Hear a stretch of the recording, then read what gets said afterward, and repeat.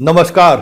Politics में आप सबों का स्वागत है। और आज हम पॉलिटिक्स में बिहार के उस पॉलिटिशियन की चर्चा करने जा रहे हैं जिन्हें लालू की विरासत को संभालने के तौर पर देखा जा रहा था।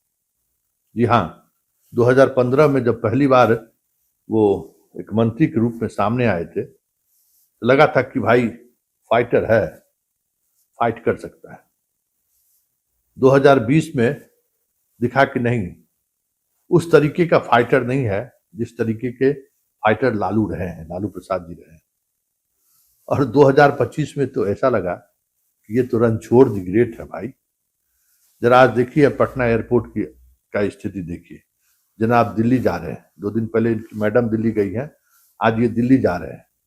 और पहली बार फोर्स जो है, पुलिस जवान जो है, हाथ में हाथ डालकर मीडिया वाले पहुंच न जाए उनके लिए चारों दोनों तरफ से घेराबंदी कर रखा है। अब आप सोच लीजिए कि कितने डरे हुए हैं या फिर मीडिया से जवाब देने से कितना बच रहे हैं। जरा तेजस्वी को देखिए, बहुत भरोसा है ना लोगों का, और स्वाभाविक तौर पर भरोसा भी था।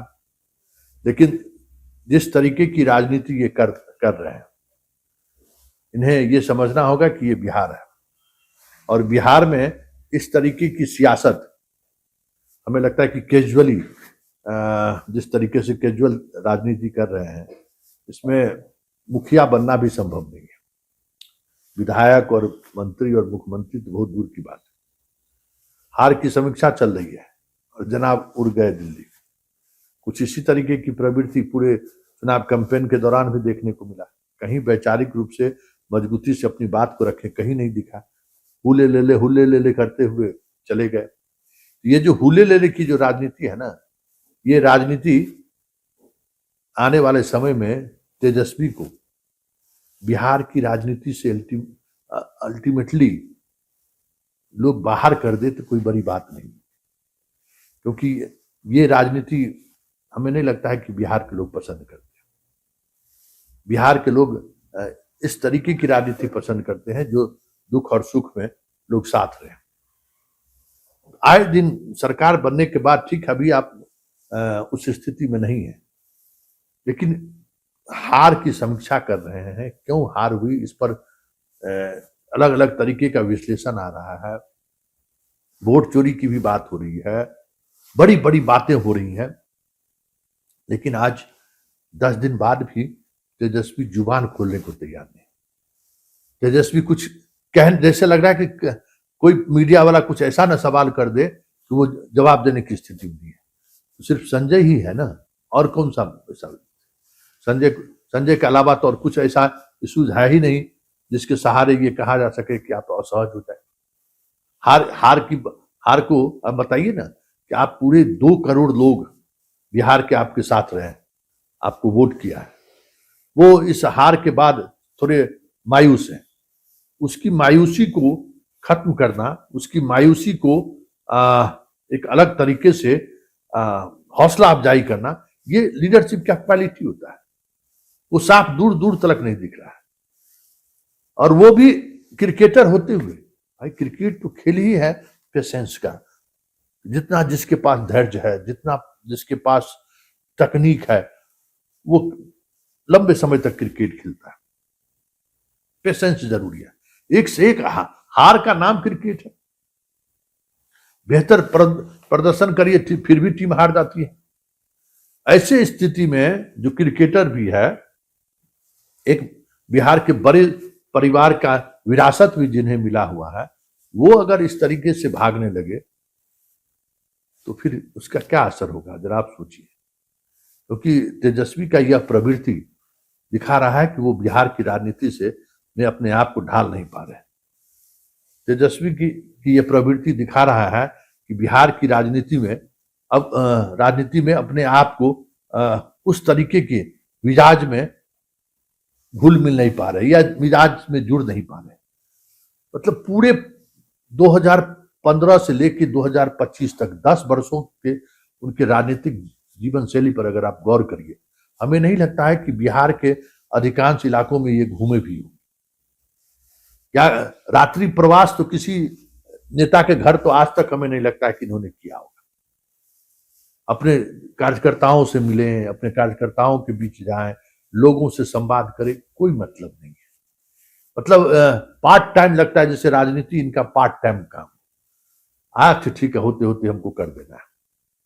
तो अब बिहार में जिस तरीके की राजनीति शुरू हुई, तेजस्वी के लिए आने वाले समय में और मुश्किलें खड़ी होंगी, क्योंकि अब नीतीश का एरा खत्म हो रहा है और अब जो एरा आने वाला है वो एरा रिवेंज का एरा है,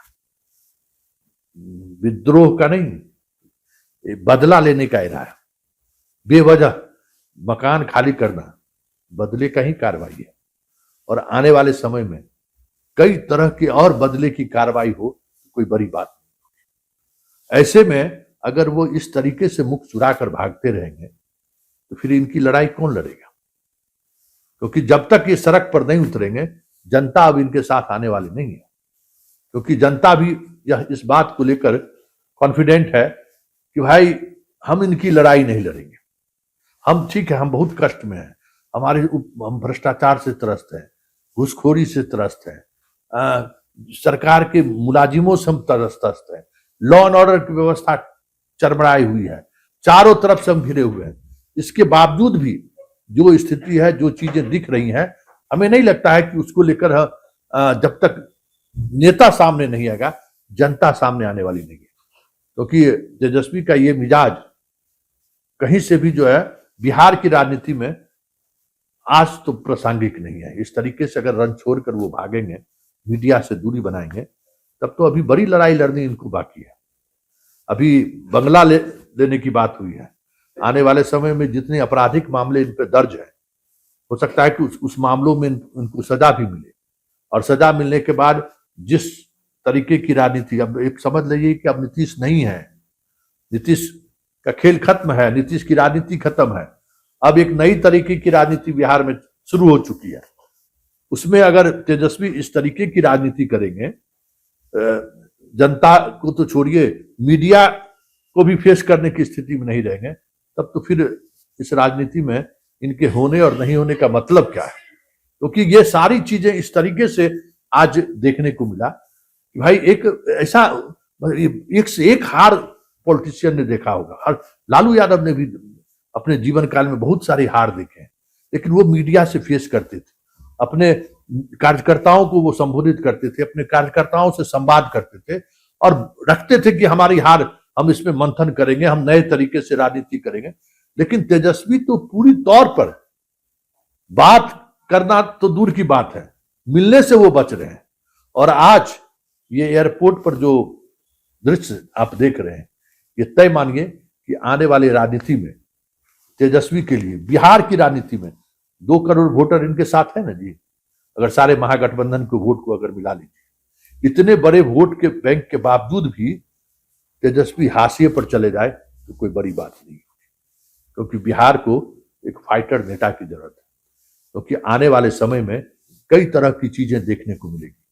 सोशल मीडिया पर हर एक पोस्ट पर पुलिस की नजर है कि सरकार के बारे में अगर आप कुछ लिखते हैं तो अब आप पर यूपी की तरह कार्रवाई होगी।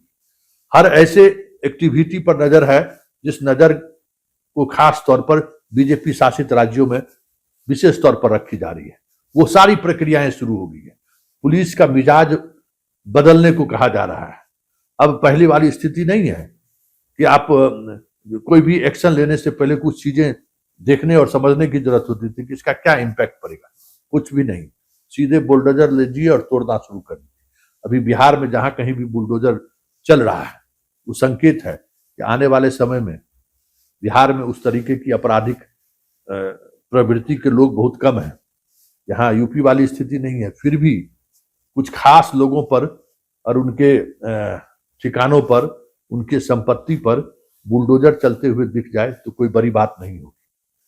ऐसे में तेजस्वी को और मजबूती से बिहार में खड़े रहने की जरूरत थी, लेकिन आज जो प्रवृत्ति दिखा, हमें नहीं लगता है कि इस तरीके की सियासत में तेजस्वी ज्यादा दिनों तक बिहार की राजनीति में प्रासंगिक रह पाए।